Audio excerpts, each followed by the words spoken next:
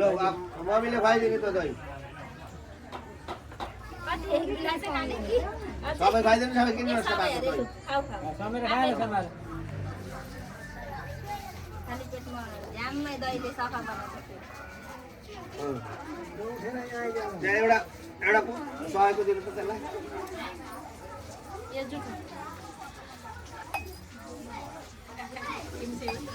लो त्यो पैसा बुवालाई राखेर ढोक अडेको त्यही पैसा टिक खुट्टामा आज खुट्टा अडेको पर्छ उठेर ढोग्नु पर्ने त छोरोले त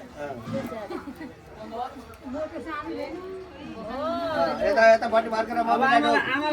मम्मी म त बस्नु हजुरआमालाई हजुरआमा हजुरआमालाई काकालाई ढोक पैसा राख्दै निकाल्दै लिएर आउने उहाँको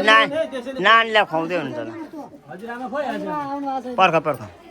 म पठाइदिन्छु अहिले यहाँ हल्ला मामा माइजू हजुरआमालाई ढोक हातमा ढोक दिने लु भाग्यमान होस् ल पर्दैन कहाँ खुट्टा पर्दैन ल आमा आमा नै हुनु नानी आमाहरु कहाँ पर्खे ल यहाँ हुनुहुन्छ ल